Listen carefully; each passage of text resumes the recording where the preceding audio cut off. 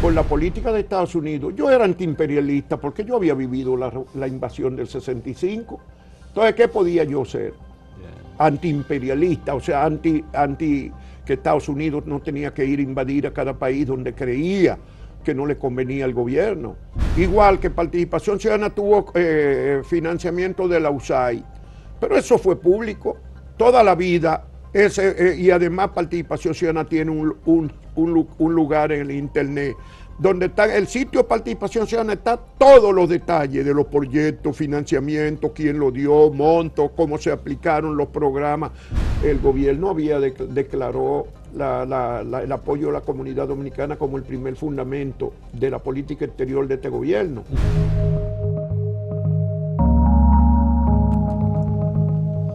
El periodismo está en serio cuestionamiento y en seria crisis, pero igual que el periodismo también lo está el sistema democrático, que está en cuestionamiento y hay signos de autoritarismo, de conculcación de derechos importantes.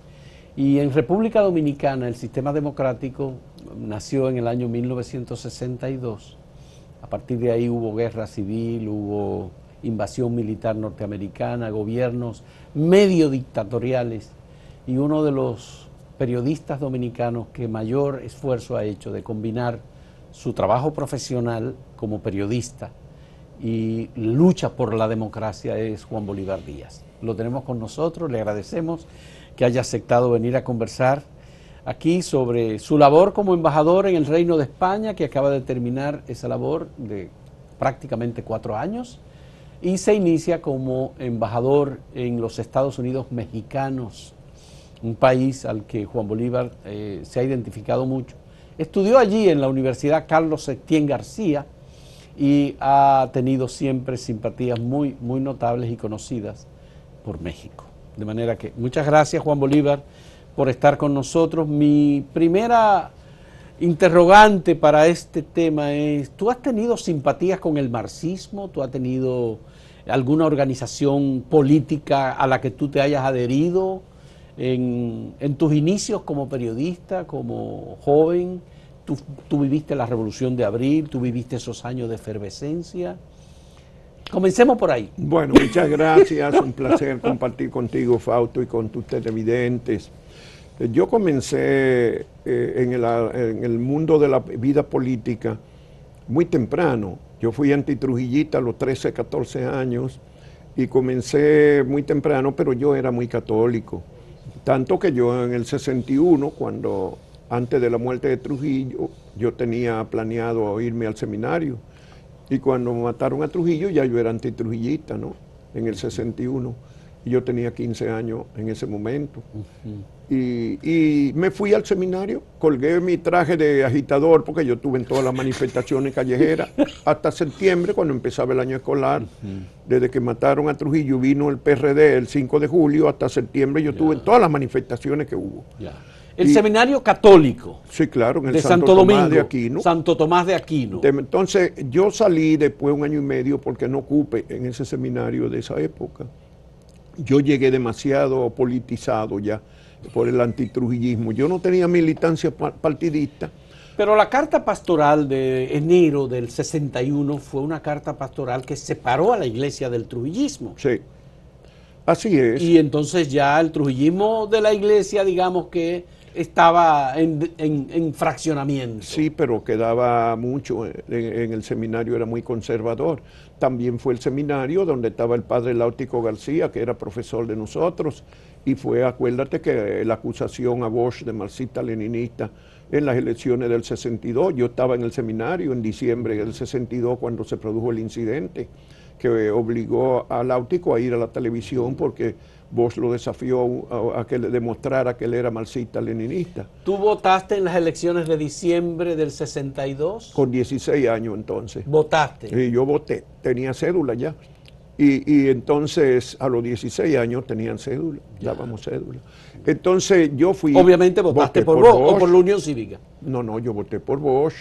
Pero yo era vinculado a las ideas democráticas del exilio. Yo era un antitrujillista que oía las emisoras de radio y los programas del exilio. Y cuando llegó Juan Bosch, yo defendía, y además a mí me subyugó el discurso social de Juan Bosch. Ya. Y cuando se produjo en septiembre 25 de 63 el golpe de Estado, ¿en qué tú estabas? Bueno, ya yo había salido del seminario, porque en el ínterin, ya después de eso, yo fui de lo que le pregunté a Láutico García cuando hizo su exposición en el seminario, a los seminaristas, yo fui de lo que le dije quién era Juan Bosch, y le construí la historia del PRD en el exilio y de Bosch, y le dije que él era adscrito a lo que se llamaba la izquierda democrática, con Betancourt, con Figueres, con Villeda Morales, Figueres, sí. Y que todo ese grupo de gente, con el gobernador de Puerto Rico, Luis Muñoz Marín, toda esa gente eran democráticos, que eran de la izquierda democrática, así mismo se llamaba. Socialdemócrata, por decirlo. Eran los socialdemócratas de la época, y así se denominaron ellos después. Ya. De manera que con quien yo quedé vinculado cuando yo salí del seminario, con las ideas cristianas. Ya. Entonces, si yo tuve algún vínculo político, ¿sabe cuál fue? El Partido Revolucionario Social Cristiano. Yo no fui militante, porque yo me quedé como dirigente de organizaciones católicas parroquiales y después coordinador de las organizaciones juveniles católicas. Y por lo tanto yo no me metí en la política partidista, pero sí mis simpatías eran con el social cristiano y participé en alguna actividad del Partido Social Cristiano. Ya. Los dirigentes del Partido Revolucionario Social Cristiano eran gente muy cercana a ti, Kiko Por Tabar, eso, por ejemplo, porque el éramos doctor católicos, Bernardo de Filló. Éramos católicos y nos juntábamos, nos unía el cristianismo. Y con la revolución igual. Nosotros tuvimos la zona constitucionalista, yo tuve. ¿Y dónde estaban los social cristianos? O fueron aliados del PRD en la reposición del gobierno y quedaron en la revolución. Frente al Parque Independencia tenían su local nacional en la avenida Bolívar, donde comienza o donde termina Las Mercedes. Y del otro lado, en la Palo Hincado, estaba la residencia de doña Josefina Padilla Viuda Sánchez, que era líder del Partido Social Cristiano, había sido candidata a vicepresidencial en el 62. Con y ahí Alfonso confluía. Moreno Martínez. Entonces, en la revolución constitucionalista, aparte de las actividades católicas que nosotros encabezamos y el periódico que yo hice, el periódico católico Diálogo, de los jóvenes. Diálogo era un periódico católico. De los jóvenes. De los jóvenes católicos. Sí, hicimos en la revolución como 9 ediciones hicimos. ¿Y los marianos, digamos, los simpatizantes y seguidores de la Virgen María en esa época? ¿Qué tú eras? Bueno, yo fui presidente nacional de la Legión de María. Legión de María. Pero no la confunda con Hijas de María. No, porque eran dos cosas diferentes. La Legión de María era una organización parroquial que trabajaba en la parroquia. Muy pía también, rezábamos el rosario. Pero nosotros acentuamos el servicio social. Por ejemplo, nosotros nos apropiamos de los hospitales públicos en la ciudad. El hospital, yo iba 2 y 3 veces a la semana al hospital Morgan, el Aibar de ahora. Sí. Y nosotros íbamos ahí a atender a los enfermos y a darle servicio, ayudarlos, y le hacíamos contacto con las familias, le conseguíamos medicina. Eso éramos. Y íbamos a las cárceles. Y le dimos una connotación a esa organización católica, y igual la Juventud Obrera Católica, la Juventud Estudiantil Católica, la efervescencia de la época.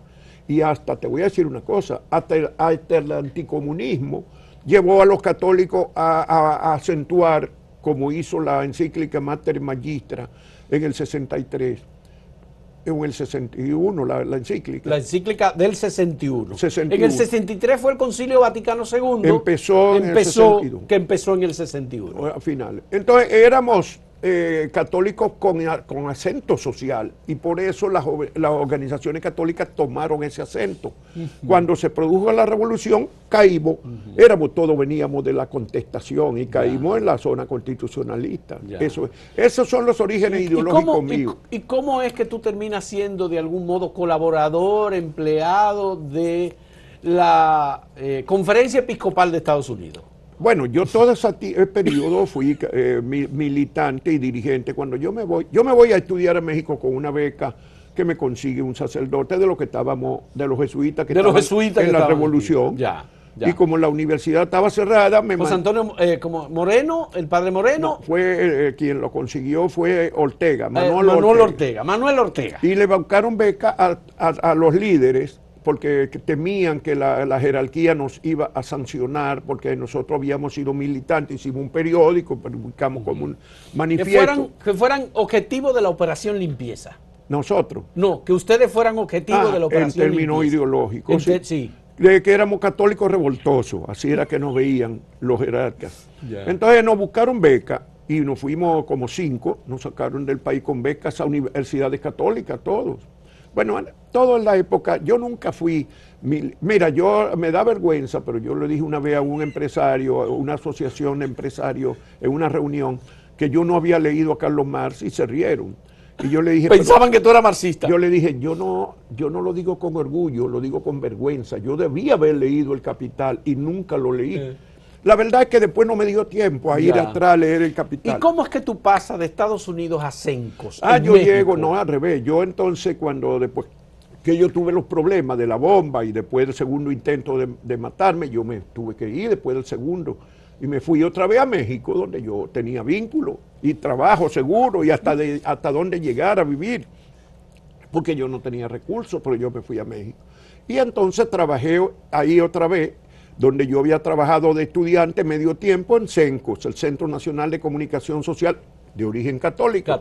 Ya se había separado de la iglesia con el movimiento estudiantil de México del 68, sí, que CENCOS apoyó y la jerarquía lo desautorizó. Entonces CENCOS se separó, pero se quedó como un centro de comunicación social con apoyo de los sectores cristianos progresistas de Estados Unidos y de Europa. Ya. Y tenía recursos. Entonces yo trabajé otra vez ahí. Y estando trabajando ahí, vinieron de Washington buscando un periodista para incorporarlo al staff del Departamento para América Latina de la Conferencia de los Obispos de Estados Unidos. Mira, Pepe Álvarez y Casa. Ese, Pepe Álvarez y Casa. Pepe Álvarez y Casa. Este fue el líder de CENCOS. De CENCOS, un personaje, un teólogo católico, progresista. Que estuvo en el Concilio Vaticano II como representante de los laicos. Él y su de esposa, las familias. Luz María sí, y él, fueron los únicos laicos que hablaron en el Concilio Vaticano II. A los obispos le hablaron, ellos. Entonces él quedó como un gran líder católico, pero él era un hombre conservador y evolucionó a posiciones con el concilio, con la encíclica Mater Magistra, y evolucionó como muchos católicos a posiciones progresistas. Ahí entonces... Pero tú fuiste antiimperialista, porque realmente el periódico que tú dirigiste, El Sol y luego El Nuevo Diario, fueron medios que identificaron fondos que correspondían a República Dominicana con lo de la Gulf and Western, por ejemplo. Sí. ¿Eso era un anticapitalismo que tú tenías? ¿Un antiimperialismo? ¿O era un ejercicio periodístico que tú entendías adherido a los intereses del país? Nosotros, como el catolicismo progresista, abogábamos por un capitalismo más humanista, más humano, menos concentrador de la riqueza, y eso implicaba cuestionamiento. Igual con la política de Estados Unidos, yo era antiimperialista porque yo había vivido la invasión del 65. Entonces, ¿qué podía yo ser? Antiimperialista, o sea, anti que Estados Unidos no tenía que ir a invadir a cada país donde creía que no le convenía al gobierno. Y ya no era solo en la República Dominicana lo que había ocurrido, en toda América Latina estábamos llenos de invasiones y de intervenciones en todo el mundo. Entonces, éramos antiimperialistas en ese sentido. No anti-Estados Unidos, sino antiimperialistas. Eso sí lo éramos. Porque, ¿qué voy a decir? Que yo era un católico progresista. Bueno, me separé un poco de la iglesia, porque yo siempre hasta hoy mantengo vínculos con religiosos y con monjas. Sí. Recientemente murió mi querida amiga, ¿cómo se llama? La dominica. Sí. Iba a decir Pichardo, que fue la directora del CEGIL. Del CEDAIL. Del CEDAIL, sí. CEDAIL, Luisa Campos. Bueno, y mantenemos relaciones todavía con varios sacerdotes vivos, algunos que son comunes amigos, como el padre José Luis Sáez, el jesuita José Luis Sáez, y con Villaverde, Alberto Villaverde. Tuvimos mucho vínculo con Manuel Ortega, que fue sacerdote. Manuel Ortega, Moreno, con el padre Marrero, con montones de gente. Y una época con el padre Irujo, que éramos... Pero además tú estuviste vinculado con los misioneros del Sagrado Corazón. Y el padre Emiliano Tardif. Yo le modernicé la revista Amigo del Hogar, le hice un nuevo diseño en los años 67, 68, por ahí. No, 69. Sí. Y además toda la vida fuimos. Es más, cuando yo me tuve que ocultar, después del segundo intento de matarme, que pasé unos días escondido, ¿dónde era que tú crees que yo estaba? En la casa de los misioneros. De los misioneros del Sagrado Corazón, en los Prados. En los En los Prados. Sí, lo grande es que una noche salimos de un paseíto y yo descubrí que a una cuadra estaba vivía el jefe del servicio secreto de la policía, que era de lo que me estaba persiguiendo. Y yo estaba a una cuadra de él oculto. La vida era así. Bueno, Sí. como tú ves, yo no tuve esa militancia nunca. Ahora, yo tuve vínculo con todos esos grupos. Y éramos amigos y hermanos. Mi Pero hermano tú tuviste- Arimendi era de izquierda y era del 14 de junio, de la Federación de Estudiantes y todo eso. Y luego fue del Movimiento Popular Iban a mi Dominicano. casa y ¿Tú después conociste a MPD, Maximiliano pero Gómez? iban a mi casa los ¿Tú líderes. conociste a Maximiliano Gómez? Hoy, como no, yo tuve ruedas de prensa clandestinas con Maximiliano Gómez y reuniones de discusión política con él. Y con Otto Y Morales. por cierto, en la zona constitucionalista, los católicos progresistas, los que estábamos ahí, una vez organizamos un diálogo con los marxistas, así se llamó, Ya. porque la iglesia progresista proclamaba la necesidad de dialogar con los marxistas y nosotros lo pusimos en práctica. ¿Y tú sabes quién encabezó el grupo de los marxistas? ¿Quién? Maximiliano Gómez. Ah, sí. En Una discusión con los Sí, cristianos. con nosotros, con los líderes católicos, juveniles, éramos todos jóvenes. Ya. Y tú no te vinculaste con los corecatos. Bueno, pero los corecatos fueron la izquierda La izquierda del que Partido se organizó Revolucionario Social políticamente, Cristiano. que se organizó. Sí. Yo estaba vinculado, amigo de todos de los líderes de ellos, desde Miguel Coco, Carlos Pimentel. Carlos Pimentel. Carlos Pimentel padre, hay que decir. Padre, sí. Sí. ¿Cómo se llamaba? Mercedes. Leonardo Mercedes. Toda esa gente eran los amigos de unos católicos de la izquierda. Nada más que yo no pasé al partido, pero estaba vinculado. Miguel Coco. ¿Eh? Miguel Coco. También. Era el jefe de los corecatos. Él era el líder de los corecatos. Ya. Comité Revolucionario Camilo Torres. Camilo Torres. Bueno, Eso fue lo ellos evolucionaron a una posición política que yo nunca compartí, que era fue el foquismo. foquismo. El foquismo, y yo nunca compartí tampoco. Compartí el suicidio de Camaño, ¿Y cuando- la inmolación de Camaño. No la compartí, porque yo no creía que tenía viabilidad el foquismo, políticamente hablando, y yo lo discutía con ellos, éramos amigos de toda la vida. Pero yo los defendía en los medios y le daba oportunidad de que se expresaran también cuando tenían que expresarse. Ya, es decir, que tú no fuiste un militante como lo fue Orlando Martínez, por ejemplo. No, Orlando sí, Orlando era estaba miembro organizado sí. en el Partido Comunista Dominicano. Exacto, yo nunca fui un militante, pero como si lo hubiera sido, porque estaba tan vinculado a todos ellos que era como si hubiera sido un militante. Bueno, he leído y he visto varias versiones que hablan de Gregorio García Castro, que estuvo vinculado, fue miembro, creo que fundador del Partido Reformista y representante del Partido Reformista en Puerto Rico. Así fue. Gregorio García Castro. Pero que supuestamente la decisión de asesinar a Gregorio García Castro se produjo entre grupos militares, el grupo de Ney, Nivar Ceja, frente al grupo de Pérez y Pérez, Sí. en el que estaban además el grupo de Chinino con Pérez y Pérez y el grupo de Milo Jiménez con Pérez y Pérez. Sí. Y entonces dicen que tú hiciste una entrevista al guerrillero perdido, al guerrillero sin montañas, y esa entrevista la hiciste en la ciudad en un vehículo siendo conducido por el Bacho, Así fue. y que esa entrevista se publicó sin que Goyito hubiera autorizado el diálogo o la entrevista. Mira, la entrevista yo la busqué desde que supimos, muy temprano, cuando supimos que había un guerrillero en la ciudad, pero yo no la conseguí hasta después, 2 días después de muerto Camaño, es cuando se hace la entrevista realmente. Ya. Es decir, después del 17 de febrero. Exacto, del 15, 15 de febrero. sería el 17 o el 18 de febrero. Lo cierto es que se publica tarde ya la entrevista, y esa entrevista ya Camaño estaba muerto y eso estaba en desbandada, realmente no iba a tener un impacto en cuanto a movilizar ya nada. Es decir, aquí no movilizó, esa izquierda no se movilizó con Camaño vivo. Ya con Camaño muerto menos. Esa izquierda yo la critiqué, incluyendo a los corecatos que estaban vinculados al foquismo. Sí, Y yo decía, pero ustedes no tiraron ni un cohete en la ciudad. tanta cosa ustedes, tanta amago y tanta vaina, y a la hora de la verdad no han tirado ni un cohete para llamar, ni siquiera para engañar a los jefes militares. A la represión y desviarle la atención creyendo que iba a haber unos cohetes por aquí, nada, ni siquiera eso hicieron. Entonces, no tenía ese impacto, lo que tenía era el testimonio, porque todavía se discutía si era Camaño el que mataron o no, si había venido o no.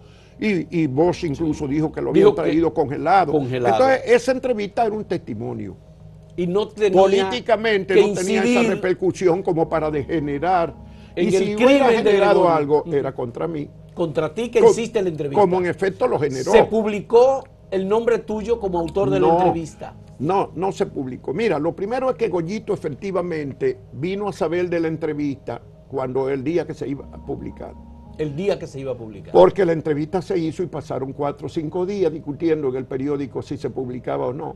Los dueños del periódico no querían.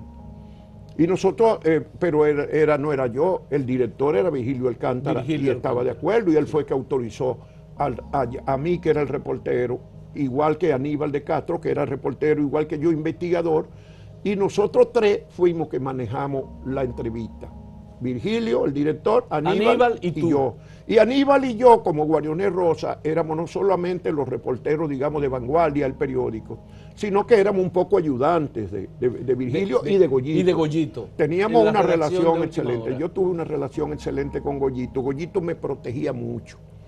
Y hubo trabajo que yo publiqué en el periódico que Goyito le quitaba el nombre y me decía, vamos a quitarle tu nombre.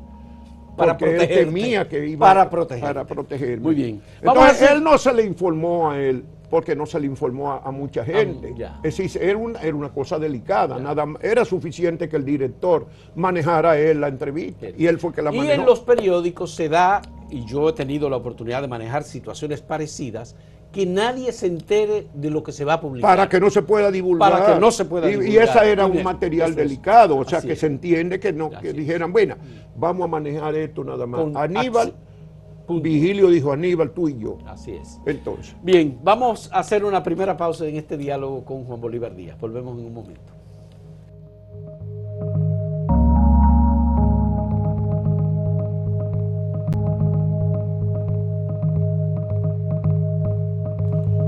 Juan Bolívar, tu relación con José Francisco Peña Gómez y con el profesor Juan Bosch, realmente, al final uno se da cuenta y uno dice, bueno, Juan Bolívar terminó decantado en favor de José Francisco Peña Gómez, que fue más amigo de Juan Bolívar que Bosch de Juan Bolívar. Sí, perdóname. Tú eras un reportero y tú fuiste activista, ya tú nos has contado, pero eso tuvo algo que ver, doña Juanita, que fue la que abrió el primer local del PRD en la calle del Conde. Sí, mira, pero antes un breve comentario nada más para precisar, porque hay quienes dijeron y sostuvieron que la muerte de Goyito se debió a esa entrevista, y eso es absolutamente falso.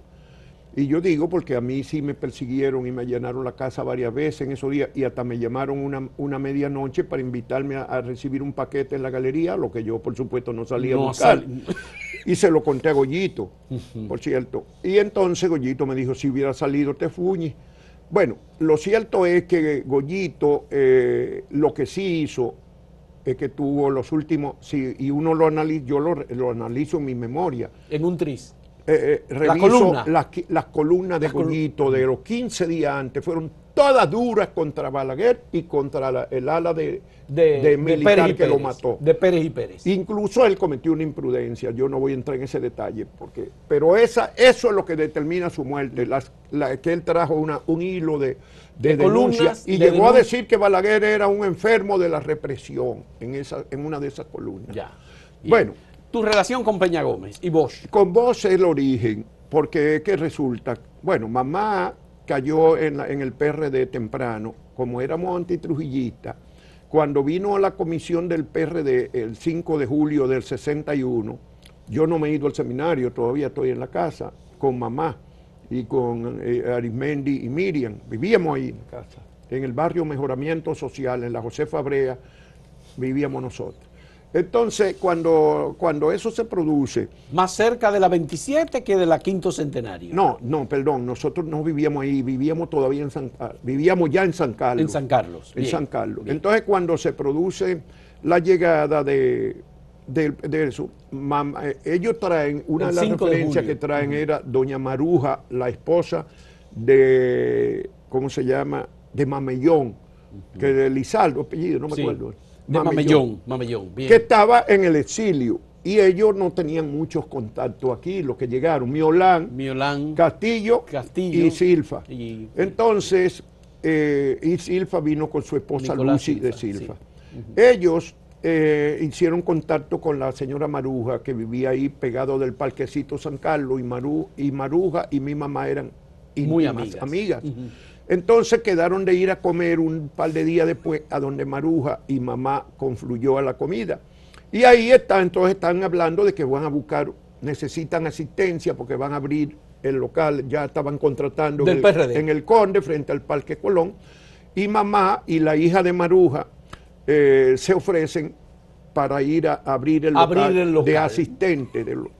Y mamá y esa muchacha, ahora no me viene el nombre, eran las que abren el local del PRD. ¿Con quién es que viene el primer vínculo? Con Miolán y con Silfa, básicamente. Con Silfa por la señora Lucy, Lucy de Silfa, que incluso se hizo muy amiga de mamá y toda la vida. Entonces yo quedé un poco vinculado al PRD a través de esa relación y conocí a toda su gente. Cuando Peña Gómez llegó a inscribirse al PRD, quien lo recibe es mi mamá y la hija de Maruja. Entonces, también conocemos temprano a Peña Gómez, cuando dijo su primer discurso el 16 de julio en el Parque Colón, en el primer meeting público. Peña Gómez ya impactó a todo el mundo y empezamos a conocerlo. Pero el vínculo fue con Bosch hasta el golpe de Estado. Mamá se frustró mucho con el golpe de Estado y ella no asimiló eso y se distanció de la política. Pero Bosch siempre la recordaba casi hasta su muerte. Cuando Bosch me veía me preguntaba por doña Juanita, por su nombre. Y mamá tuvo vínculo con Peña Gómez mucho tiempo. En su vida, en los últimos años de su vida, tuvo más vínculo o más cercanía con el PLD que con el PRD. Doña Juanita, mamá, por Bosch. Por Bosch y porque ella era crítica de gente del PRD. Y en su etapa final ella tuvo incluso, cuando ya nosotros desconfiábamos del PLD, ella seguía todavía confiando un poco de confianza. Pero eso es otra historia. ¿Sí? Bueno, pero lo que me interesa es conocer, ¿tu identificación con José Francisco Peña Gómez te hizo a ti inscribirte en el PRD alguna vez? No, yo nunca me inscribí, ni Peña Gómez me propuso, nunca. Él dijo una vez, delante de varias personas, que él le hubiese encantado tenerme a mí, a Silvio Erasme, a 3 o 4 periodistas que éramos amigos de él, en el partido. Dice, pero yo prefiero que estén en el periodismo, porque si se meten al partido, lo van a ver como, lo que hagan y escriban, lo van a ver como interés político. Yo prefiero que ustedes sigan en su profesión. Ya. Y nosotros también preferíamos seguir en la profesión. Pero yo trabajé contigo y yo sé que tú fuiste crítico de José Francisco Peña Gómez. Bueno, incluso tú y yo fuimos uno de sus últimos capítulos. En uno de los últimos capítulos fue una discusión con Peña Gómez muy fuerte. Que fue muy penosa. Sí. Y él después le dijo... Después nos dio la razón. Y sí, después me llamó y me pidió disculpas por la discusión en la televisión, fue. La discusión fue por televisión. De manera que, yo era un crítico cuando tenía, pero yo critiqué a mis compañeros de los corecatos, criticaba a los católicos, criticaba a los PRDistas, a los foquistas, yo no estaba de acuerdo. Tú sabes que a mí me propuso Miguel Coco mandarme con Camaño. ¿Así? Cuando yo me iba... Para que tú te fueras y vinieras como parte de... Cuando yo me iba autoexiliado para México, Miguel Coco me propuso mandarme a Cuba. Y yo le dije, Miguel, y Camaño necesita un jefe de prensa. Camaño es lo que está buscando el guerrillero, y tú me ves a mí condiciones de guerrillero. Si yo había estado en la revolución y nunca le puse la mano a una pistola, yo veía una pistola y ya yo estaba como poniéndome a un lado. Y mucho menos pensar en disparar un tiro. Yo en mi puta vida nunca. Mira Juan Bolívar, ahí está cuando, eso fue en Deliantilla, en un diálogo con José Francisco Peña Gómez. No, esa fue la última entrevista. La última entrevista que tú, Peña junto Gómez, con Margarita Cordero. Ya se estaba casi muriendo. Sí, sí ya él está. Bueno, Margarita no quiso, ella fue conmigo porque se hizo en la casa de Peña Gómez ahí en Cambita. Pero ella no quiso participar porque ella, Peña estaba tan mal que ella creía que no se debía hacer la entrevista. Incluso yo traté de dejar la entrevista. De que no se hiciera la entrevista. Antes de llegar, y después que llegamos, cuando vimos las condiciones que él estaba, yo le dije, doctor, vamos a dejar esta entrevista para después. No, pero él la quería hacer, ¿tú sabes por qué? Por la discusión que tuvo con nosotros dos, porque él me había dicho como para satisfacción mía que me iba a dar lo que él podía hacer su última entrevista y que él quería que yo hiciera esa entrevista, entonces él quiso que la hiciéramos, esa entrevista última. Ya. Juan Bolívar, tú has luchado mucho por la democracia dominicana, tú fuiste fundador de Participación Ciudadana, un movimiento cívico que ha sido fundamental para liquidar los fraudes electorales en el país y lucha por la transparencia y contra la corrupción. Cuando unas personas han publicado una lista de periodistas en donde aparece tu nombre, entre la lista de periodistas apareces tú, pero aparece con un salario de $21,000, creo. $21,100. De USAID, $21,100. Sí. ¿Tú qué piensas de todo lo que tú has trabajado por la democracia, por el país, por las libertades públicas, por los derechos humanos, por la justicia social? ¿Qué tú piensas de eso? Mira, mi primera reacción fue de relajo, porque yo dije, bueno, si viene por Participación Ciudadana, tiene 31 años. Sí. Entonces yo calculo $21,100 mensuales por 12 y por 31 años, me daba $8 millones. Entonces yo puse, mi reacción es que quién era que se había quedado con esos cuartos que yo los necesitaba. Mis $8 millones. Después lo cogí en serio cuando vi que era toda una ofensiva tan orquestada, tan masiva, no solamente contra mí, sino contra 8 o 10 periodistas y personas que no son periodistas, y contra Participación Ciudadana. Y yo me di cuenta que no era de relajo, no era para cogerlo de relajo, que había una ofensiva encaminada a confundir y a desautorizarnos, una ofensiva más de la ultraderecha, como la que yo viví en España y en Europa en los últimos años, donde yo he visto cómo la ultraderecha ha llegado a las peores infamias, incluyendo contra el presidente del gobierno, Pedro Sánchez. Porque hay que derribarlo todo. Y Pedro Sánchez, el último socialdemócrata con vigencia en Europa, gobernando. Pero esa campaña va contra la democracia más que contra la democracia, pero es contra además, el estado de bienestar europeo, que fue el legado de 70 años de democracia en Europa, y fue lo que le dio fortaleza a la Unión Europea y se constituyó ese bloque de partidos con todo ese... ¿Quiénes dominaron ese escenario? Los demócratas cristianos y los socialdemócratas. Ambos movimientos están en extinción en Europa. ¿Y qué es lo que está surgiendo por todos los países dominando la extrema derecha ya? Eso está ocurriendo en Italia, en Hungría, en Polonia, en Eslovaquia. Está amenazada Francia. Está amenazada Francia y Alemania está en retroceso. En Suecia hay un partido social derechista en el poder por primera vez en 100 años. Está en retroceso esa democracia que nosotros defendíamos y defendemos. Yo la sigo defendiendo. Sí. Entonces yo sigo siendo un demócrata. En cuanto a Participación Ciudadana, a mí me duele más eso porque a mí, mira, yo tengo la piel demasiado corrugada y dura. Después de tantos años, una bomba en el auto, ¿verdad? Me explota el carro. Después intentan explotarme en la cabeza y yo me tengo que ir. Me voy al autoexilio. Después regreso. Sufrí amenazas. A mí lo único que no hicieron fue meterme preso, pero muchas amenazas. Bueno, pero hubo una disposición judicial para meterte preso. No, y después vienen y me hacen un juicio político sí, claro. En ausencia, no me impiden defenderme y me condenan a 6 meses de cárcel y a una multa que eran $240,000 equivalentes que yo no tenía como que pagar. Por supuesto que ni pagué ni fui preso, porque los abogados que se ofrecieron, un montón de abogados, hicieron los recursos para evitar eso, pero pasé 2 años bregando con eso. Entonces después me declararon... a mí me persiguieron como traidor a la patria Este domingo hubo una manifestación de 50 o 60 personas frente a Participación Ciudadana, que por cierto no le he visto en ningún periódico. Fue tan insignificante que nadie le dio importancia. Había más policía alrededor de Participación Ciudadana que los manifestantes. ¿En serio? Eran fascistas, vestidos de negro, bueno, imitando a los fascistas italianos. Entonces, ¿qué es lo que es Participación Ciudadana? ¿Qué ha sido? Una vanguardia de lucha por la democracia. Y contra la corrupción. Contra la corrupción. Es la representación de transparencia. Hace como 12 o 14 años que Participación Ciudadana decidió en una asamblea en Santiago que su primera prioridad iba a ser la lucha contra la corrupción. Hace como 15 años de eso. Y dejamos atrás al segundo lugar la lucha por la transparencia electoral, que fue los primeros años. Y pusimos la lucha contra la corrupción en la primera...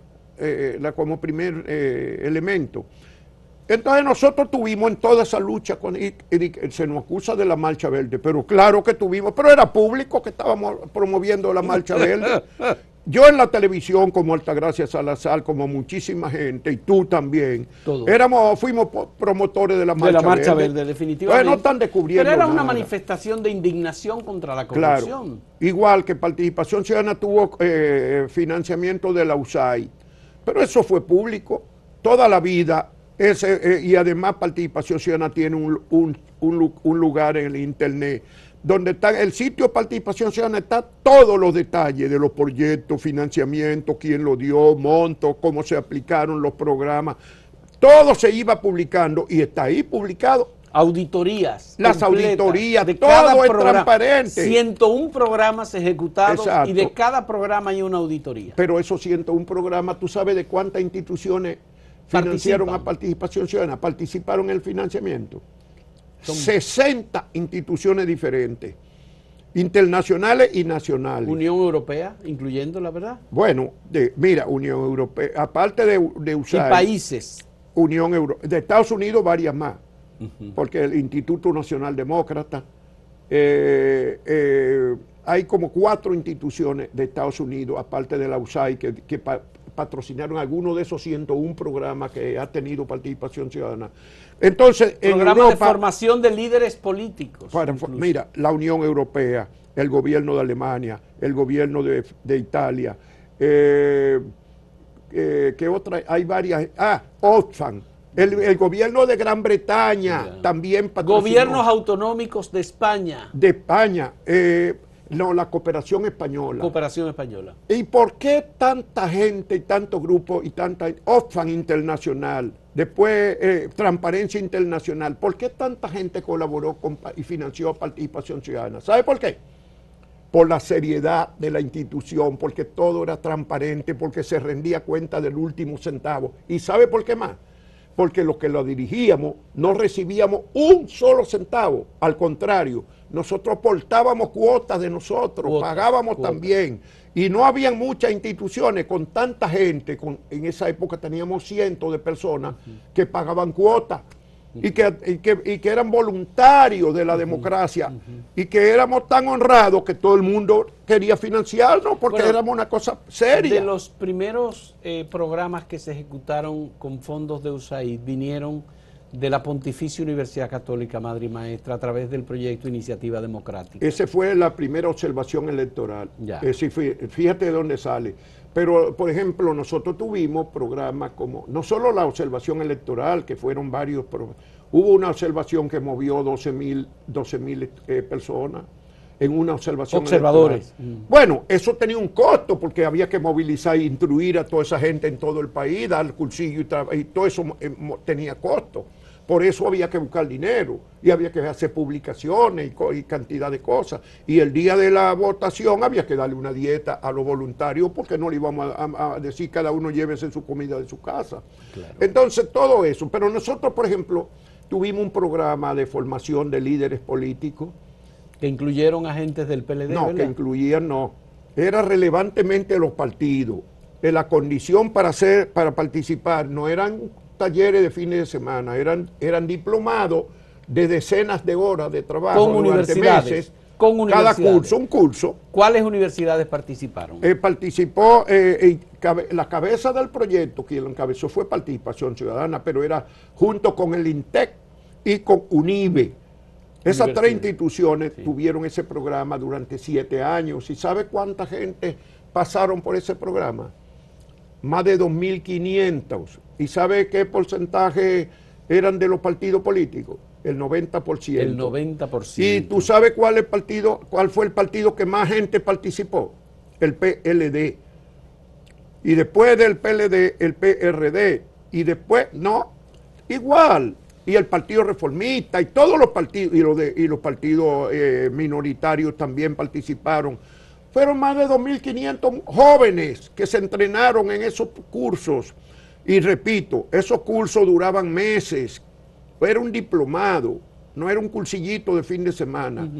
Y eso costó dinero, mantener eso, y los profesores, porque había que pagarle a los profesores, se daban en el norte, en el sur y en el este y en la capital.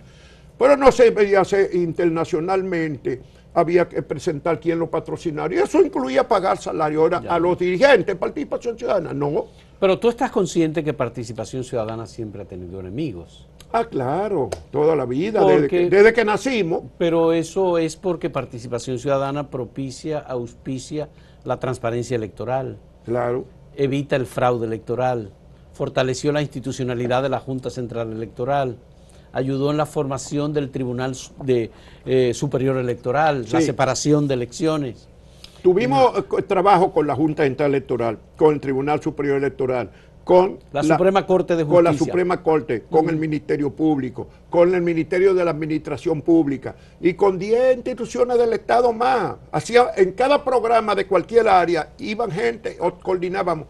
Cuando la euforia de la Comisión para Reforma y Modernización del Estado, ahí estábamos nosotros. Yeah. Cuando el diálogo que organizó Leonel Fernández, el diálogo nacional. El diálogo nacional. Ahí estaban, yo estuve en una comisión del diálogo nacional. Todos estuvimos. En todas esas cosas participábamos. Y nosotros fuimos también participantes en el diálogo que hizo la Fundación Siglo XXI. Siglo XXI. Para las reformas electorales. Rafael Toribio y yo fuimos. Eduardo García Michel como coordinador. Era Eduardo García Michel, Manuel Coco, Isidoro Santana, eran los dirigentes de la fundación. No, ni Toribio ni yo éramos de la fundación, pero nosotros fuimos consultores de ese proceso de reforma y de la discusión con los partidos, y participamos en toda esa discusión y se firmaron acuerdos con todos los partidos. Bueno, el que no lo firmó al final participó, pero al final no firmó fue Balaguer. Pero los reformistas participaron y estuvieron de acuerdo y al final no firmaron. No firmaron. Pero todos los demás partidos firmaron Ya. los acuerdos de la Fundación Siglo XXI para las reformas políticas institucionales. Que fue igual, pasamos la vida en eso.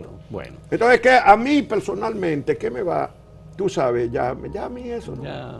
Pero me duele mucho que quieran derribar a Participación Ciudadana, que dicho sea de paso, no está en su mejor momento en términos financieros, porque hoy día, no es solamente que ahora han suspendido cualquier programa de la USAID, que todavía quedaba algo, ya no tanto como era antes, pero quedaba.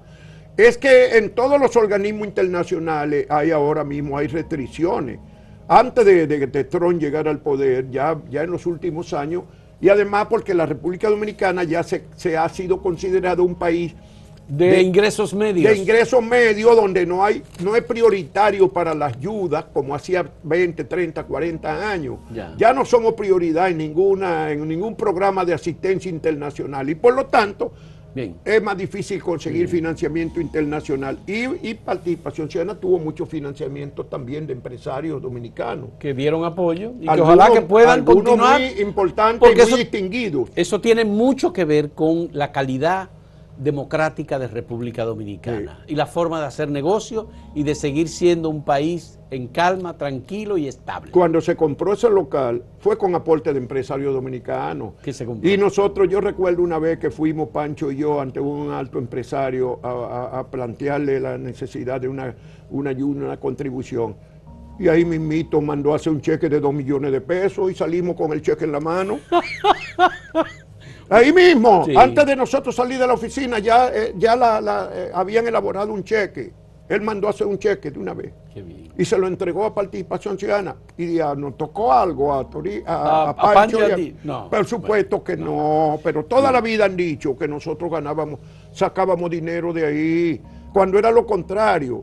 tú sabes lo que se usó mi automóvil durante tantos años, y la gasolina, y viaje al interior, y tú crees que alguna vez yo le pasé una factura de un almuerzo ¿Y el tiempo? O de gasolina a Participación Ciudadana? Nunca cobré. Ya. Al contrario, yo ponía todo y pagaba mi cuota mensual. El accidente en que tuvieron tú y Adita Wiskovich, tu esposa, camino a Montecristi, se produjo como parte de una actividad voluntaria, educativa de tu parte. Yo iba para Santiago, a una mesa redonda que después se convirtió en una charla, porque 2 de los 3 que iban a la mesa redonda no pudieron al final y era yo el único. Por eso yo cogí, porque estaba lloviendo demasiado, pero me daba pena porque yo sabía que los organizadores ya nada más contaban conmigo. Y yo dije, bueno, yo no voy a hacerle esto, aunque esté el tiempo tan mal, vamos para allá. La verdad es que no, fue un accidente muy penoso, pero esos días ya yo estaba hostigado. Ya. De hecho, 3 días antes del accidente hubo un acto de solidaridad conmigo que organizaron amigos y relacionados, llenaron la biblioteca Pedro Mil de la UAS el lunes, y eso el lunes 16 creo, no 19, y el jueves 22 fue el accidente. Y yo estaba sometido a una persecución que sacaban mi foto. Por cierto, que el domingo me dicen que entre las 50 personas que habían ahí, la pancarta más grande era una foto mía. Traidor a la patria. El traidor a la patria. Sí. Pero eso a mí, mira, eso me resbala, como dice el pueblo. Eso, con una yo me río de ello ya. Vamos a hacer la última pausa en este diálogo con Juan Bolívar Díaz, periodista, embajador saliente de República Dominicana en el Reino de España y pasa a ser embajador en México. Volvemos en un momento.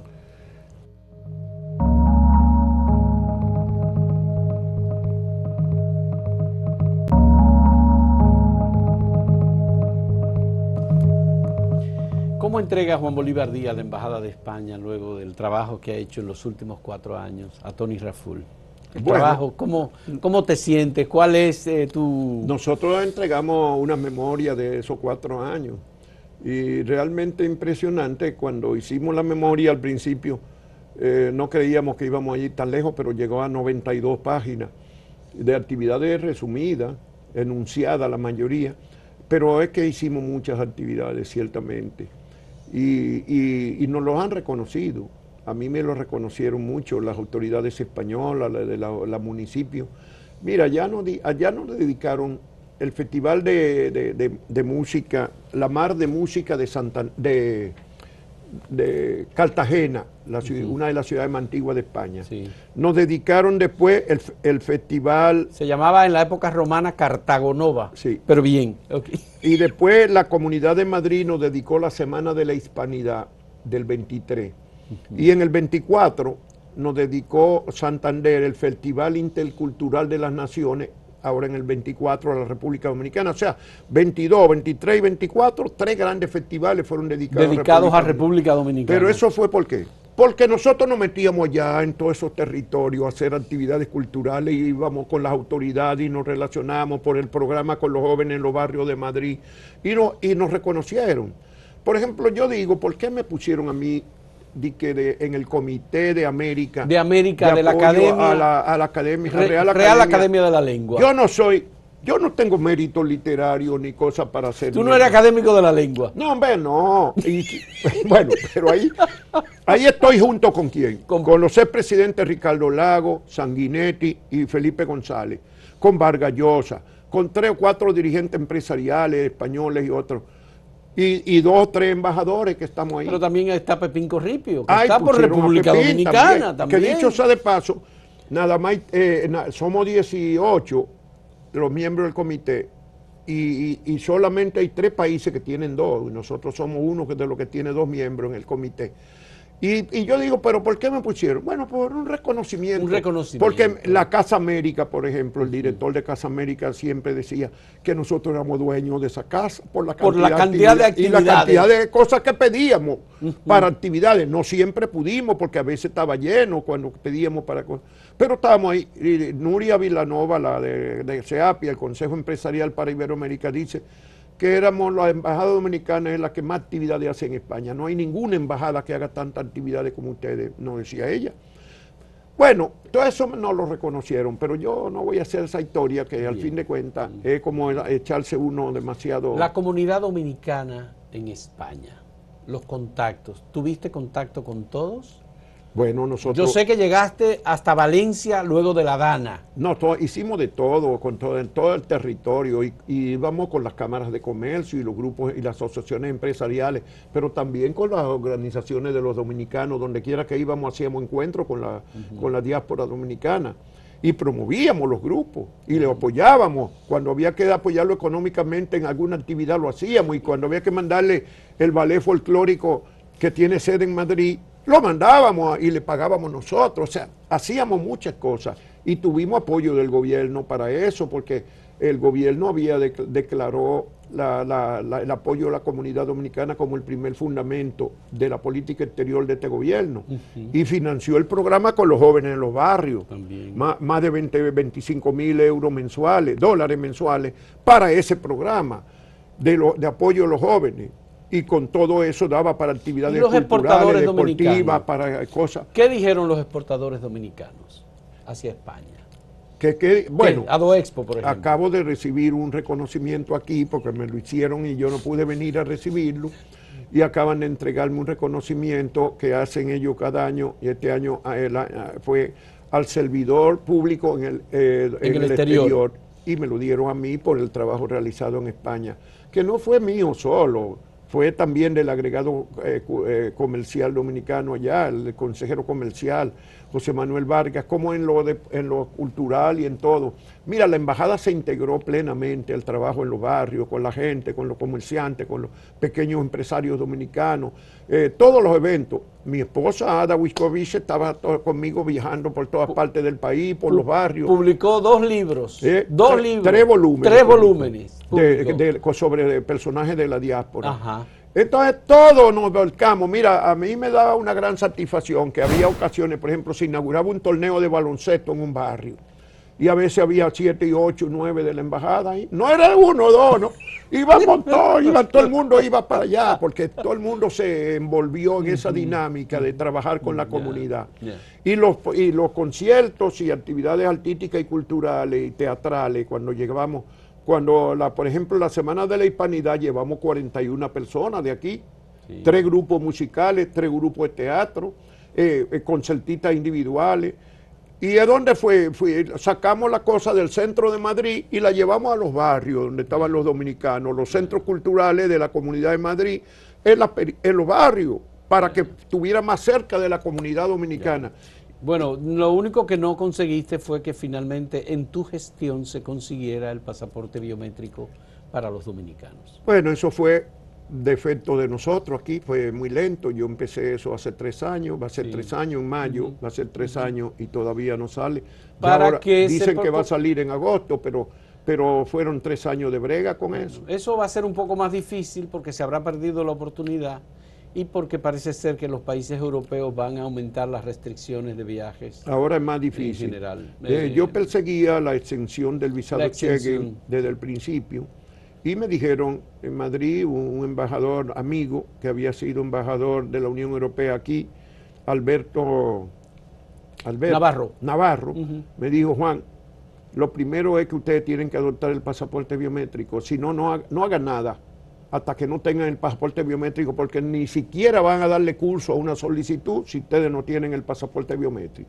Entonces yo planteé en mayo del 22, yo planteé todo el proceso que había que seguir. Y se empezó, el presidente dio 2 decretos en 2 momentos diferentes. Sí. Pero la lentitud de la burocracia es muy fuerte.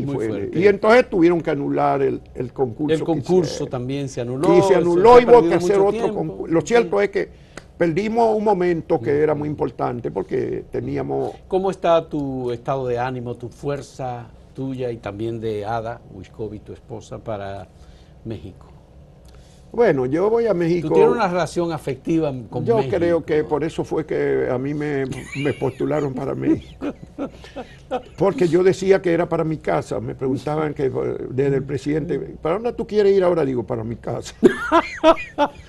Entonces, bueno, era una manera me subyugaron por ahí con la idea de de México, porque como yo estudié allá y estuve en un autoexilio y tenía muchos vínculos, tengo vínculos. ¿Tiene todavía, vínculos? hasta cercano con la presidenta. Sí, Cercano Héctor Díaz Polanco, tu primo, mi primo, por está cierto. ahí, el jefe de Morena en la Ciudad de México, en la capital. El presidente del partido de gobierno en la gran ciudad de México. Y además él era el presidente del parlamento de la ciudad cuando Claudia Sheinbaum era la jefa del distrito de la ciudad. O sea que y son del mismo barrio también, del mismo comité de partido. O sea, tenemos vínculos por varios lugares. Y además con periodistas viejos y gente que... Pero bueno, yo no creo que estoy para mucho tiempo en México, porque la verdad es que los años van golpeando a uno y a uno empieza a... Pero tú terminaste tu memoria, que era uno de los objetivos que tú querías cumplir. Todavía me faltan 1 o 2 capítulos, pero ya es a tiro de hit que está, pero ahora tengo que esperar a ver cómo me veo en México. Pero tengo que escribir el de España, el de no España. lo he escrito. Okay. No, pero ya dijiste que hay un informe de 90 páginas. Sí, de ahí tú sacas, ahí está la información. Ahí está la información, no va a ser difícil. Sí, te deseamos éxito. Además es cercana, porque haber escrito, yo a veces tuve que ponerme a investigar cosas, renovar documentos y hurgar en los archivos para poner... Porque yo no voy a hacer una memoria subjetiva. No, claro. Yo la estoy documentando como hice toda la vida en el periodismo. Vamos a leer con mucho interés tus memorias. Bueno, pues vamos a ver. Muchas gracias a Juan Bolívar Díaz, muy agradecido, le deseamos éxito. Te apoyamos, Juan Bolívar. Tú eres un ejemplo para nosotros, un maestro de periodista y... una guía también. Sí, van a decir que qué tú vas a decir si tú eres de la misma espuma. Tú también, tú eres un pichón de traidor a la patria. Con mucho gusto. Que yo, pero igual. Con mucho gusto. Bien, muy agradecido, Juan Bolívar. Señores, muchas gracias por la compañía en este diálogo.